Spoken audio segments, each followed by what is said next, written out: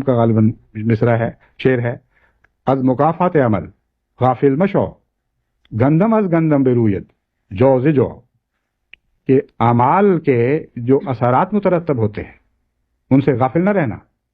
گندم از گندم برویت جو ز جو، گندم کا بیج ڈالو گے تو گندم ہی اگے گی، اور جو بو گے تو جو ہی اگیں گے.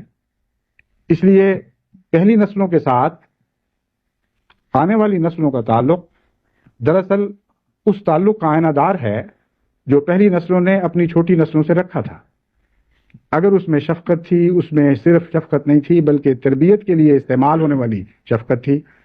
اگر رحمت کا سلوک تھا اور اس رحمت کے نتیجے میں اولاد کے ساتھ بہت ہی حکمت کے ساتھ برتاؤ کیا گیا تاکہ ان کے اخلاق بگڑے نہیں بلکہ سنورتے چلے جائیں، اس رنگ میں ان کی تربیت کی گئی اور رحم کے نتیجے میں زیادہ توجہ دی گئی تربیت کی طرف، تو ان کی ایسے لوگوں کی اولادیں پھر وہ اللہ تعالیٰ کے فضل کے ساتھ اس احسان کو یاد رکھتے ہوئے فطری طور پر اپنے والدین کے لیے آخر وقت تک نرم رہتی ہیں اور ان کے ساتھ ان کے تعلق کٹ نہیں سکتے. ایسی سوسائٹی میں کوئی جنریشن گیپ پیدا نہیں ہو سکتا، کیونکہ جنریشن گیپ ایک بہت ہی خطرناک اصطلاح ہے اور آج کی ترقی یافتہ دنیا کی ایجاد ہے، ورنہ قدیم سوسائٹیوں میں آج تک جنریشن گیپ کا کوئی سوال پیدا نہیں ہوتا. یہ تعلیم اور ترقی کی نشانی نہیں ہے، بلکہ قرآن کریم نے جو حکمت بیان فرمائی ہے اس کو نظر انداز کرنے کے نتیجے میں یہ بیماری پیدا ہوتی ہے کہ ایک جنریشن اپنی چھوٹی جنریشن کے ساتھ محبت کا تعلق چھوڑ دیتی ہے اور تربیت سے غافل ہو جاتی ہے. تو وہ نسل جب بڑی ہوتی ہے اپنی پہلی نسل سے بہت دور ہٹ چکی ہوتی ہے، ان کے درمیان فاصلے پیدا ہو جاتے ہیں اور وہ فاصلے پھر بڑھتے چلے جاتے ہیں نسل بعد نسل، بجائے اس کے کہ وہ کم ہونے لگے. اس لیے یہ دعا جو سکھائی گئی اس کا پس منظر بھی خوب کھول کر بیان فرما دیا گیا، اور اس کا جو بیچ کا حصہ ہے وہ ہے وخفض لہما جناح الذل من الرحمت، کہ اے بچوں تم اپنے والدین کے لیے اس طرح نرمی کے پر پھیلا دو جیسے پرندے اپنے چوزوں کے اوپر اپنے چھوٹے چھوٹے بچوں کو اپنے پروں میں ڈھانپ لیتے ہیں. یہاں پر کا استعمال اس لیے کیا گیا تاکہ پرندوں کا اپنے بچوں کے ساتھ سلوک ایک تصویر کی صورت ہماری نظروں کے سامنے ابھر آئے، اور فرمایا کہ اس طرح ان کے اپنے والدین کے ساتھ پیار اور محبت کا سلوک کرو جس طرح پرندے اپنے بچوں کو پالتے ہیں، ان کی نگہداشت کرتے ہیں جو کلیتاً ان پر محتاج ہوتے ہیں. یہاں انسانوں سے ہٹ کر پرندوں کی مثال دی گئی ہے. دراصل جناح کا لفظ محاورہ ہے، ضروری نہیں کہ پر کے لیے استعمال ہو، ایک صفت کے بیان کے لیے بھی استعمال ہوتا ہے، لیکن کیوں استعمال ہوتا ہے اس کی وجہ یہ ہے کہ اس سے پرندوں کی طرف ذہن منتقل ہو جاتا ہے، کیونکہ پرندوں کے پر ہوتے ہیں اور پرندے اپنے بچوں کی بعض دفعہ اس طرح لمبے عرصے تک تربیت کرتے ہیں کہ نہ وہ دیکھ سکتے ہیں بچے، نہ سن سکتے ہیں، نہ کھا سکتے ہیں. ان کی چونچوں کو ٹھونگے مار مار کے وہ خوراک کے لیے کھلواتے ہیں، اور جب تک وہ اس لائق نہیں ہو جاتے کہ خود آزاد زندگی بسر کر سکیں اس وقت تک پرندوں کے والدین مسلسل محنت کرتے چلے جاتے ہیں. پھر اس میں ایک اور بھی حکمت ہے کہ پرندے اپنے بچوں کے لیے دونوں محنت کرتے ہیں اور صرف ماں پر نہیں چھوڑا جاتا. اور قرآن کریم نے جو ہمیں دعا سکھائی اس میں بھی اس مضمون کو کھول دیا گیا ہے. آج کل کے جدید معاشروں میں ایک یہ بھی خرابی ہے، اور ہمارے قدیم معاشروں میں بھی یہ خرابی ہے، بلکہ بعض صورتوں میں تیسری دنیا کے ممالک میں یہ خرابی ترقی یافتہ ممالک سے بہت زیادہ پائی جاتی ہے کہ لوگ سمجھتے ہیں کہ ماں کا کام ہے تربیت کرے اور والدین اس میں دخل نہیں دیتے، والدین ساتھ مل کر محنت نہیں کرتے اور ماں پر چھوڑ دیتے ہیں جس طرح چاہے ان کو پالے اور ان کا خیال رکھے نہ رکھے. والدین تو صرف کمانے میں مصروف رہتے ہیں اور سمجھتے ہیں ہم نے اپنا فرض ادا کر دیا. قرآن کریم نے جو دعا سکھائی اس میں یہ بتایا رب ارحمہما کما ربیانی صغیرا، کہ اے میرے اللہ ان دونوں پر اس طرح رحم فرما جس طرح ان دونوں نے رحم کے ساتھ میری تربیت کی. یعنی ماں اور باپ دونوں اولاد کے ساتھ اولاد کے لیے محنت کرنے میں برابر کے شریک ہونے چاہیے اور دونوں کو اپنی ذمہ داریاں ادا کرنی چاہیے، مگر ذمہ داریاں سمجھتے ہوئے نہیں، رحم کے نتیجے میں اور شفقت کے نتیجے میں. بس اس دعا کو اب دوبارہ وخفض لہما جناح الذل کے ساتھ ملا کر پڑھے تو آپ کو سمجھ آ جائے گی کہ وہاں پرندوں کی ہی مثال دی گئی ہے، کیونکہ جانوروں کی دنیا میں سب سے زیادہ مل کر اولاد کی خدمت کرنے میں پرندے ہیں.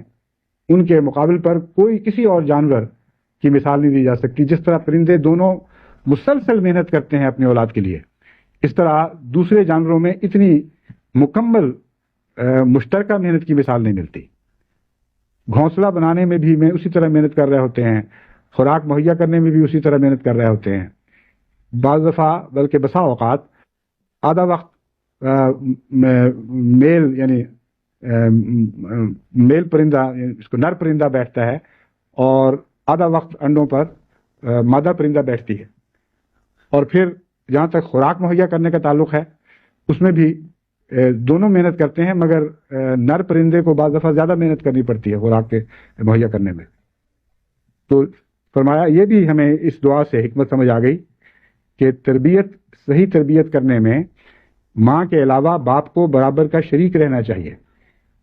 اور جہاں ماں اور باپ مل کر اولاد سے حسن سلوک کر رہے ہوں، وہاں طلاقیں شاذ کے طور پر واقع ہوں گی. وہ گھر نہیں ٹوٹا کرتے. اکثر وہی گھر ٹوٹتے ہیں جہاں دونوں ماں اولاد کی تربیت میں دونوں میں سے کسی ایک کا زیادہ دخل ہوتا ہے، اور آپس کے تعلقات اس حد تک خراب ہوتے ہیں کہ دونوں بیک وقت اپنی اولاد کی ذمہ داریاں ادا نہیں کرتے. اسی وجہ سے ایسی اولادیں پھر زیادہ خراب ہو جایا کرتی ہیں بڑے ہو کر. بعض دفعہ وہ ماں کی سائیڈ لیتی ہیں کیونکہ ماں نے تربیت اور پیار میں زیادہ حصہ دیا. بعض دفعہ باپ کے ساتھ تعلق قائم رکھتی ہیں اور ماں کے خلاف ہو جاتی ہیں کیونکہ جانتی ہیں کہ ماں نے تو ہماری ذمہ داریاں ادا نہیں کی، باپ قربانی کرتا رہا ہے. تو اس طرح گھروں کے ٹوٹنے کے احتمالات بھی بڑھ جاتے ہیں. یہ صورتحال پھر ایسے بعض دفعہ خطرناک نتائج پر منتج ہو جاتی ہے جس کے آثار اس وقت ترقی یافتہ ممالک میں ہر جگہ دکھائی دے رہے ہیں کہ اولاد کو اپنے والدین سے خطرہ پیدا ہو جاتا ہے. بعض علاقوں میں یعنی یورپ کے بعض علاقوں میں پولیس کی تحقیق کے مطابق 30% گھر ایسے ہیں جہاں بچے اپنے ماں باپ سے محفوظ نہیں ہیں، یہاں تک کہ جنسی بے راہروی کا بھی شکار ہو جاتے ہیں. بس جہاں یہ صورتحال ہو وہاں یہ دعا کیسے کام کر سکتی ہے کہ رب ارحمہما کما ربیانی صغیرہ. یہ ایک ایسے صالح معاشرے کی دعا ہے جہاں والدین نے اپنی اولاد سے محض عام سلوک نہیں کیا، ذمہ داریاں ہی ادا نہیں کی، بلکہ بے حد رحمت کا سلوک کیا اور ان کی تربیت شفقت سے کی، کسی غصے کے ساتھ نہیں کی. اور تربیت کے لیے رحمت ضروری ہے. یاد رکھیں، جہاں جلد بازی میں انسان غصے میں مبتلا ہو جاتا ہے، اولاد کو مارنے لگ جاتا ہے، اس کو گالیاں دینے لگ جاتا ہے، وہاں تربیت کا مضمون غائب ہو چکا ہوتا ہے. وہاں نفسانی جوش کا معاملہ شروع ہو جاتا ہے، اور نفسانی جوش سے تربیت نہیں ہوا کرتی. حضرت اقدس مسیح موعود علیہ الصلوۃ والسلام نے اسی لیے ایک صحابی پر بہت ہی خفگی کا اظہار فرمایا، جن کے متعلق اطلاع ملی تھی کہ وہ اپنی اولاد سے سختی کرتے ہیں اور مار کے ان کو ٹھیک کرنا چاہتے ہیں. اتنی سختی کا اظہار فرمایا کہ بہت کم میں نے حضرت مسیح موعود علیہ الصلوۃ والسلام کو اپنے صحابہ پر اس طرح ناراض ہوتے دیکھا ہے، اور بار بار اس طرح توجہ دلائی کہ تم دعا کیوں نہیں کرتے. اس سے پتہ چلا کہ خدا کے پاک بندے جو سچا ایمان رکھتے ہیں وہ تمام کوششوں میں سب سے زیادہ اہمیت دعا کو دیتے ہیں.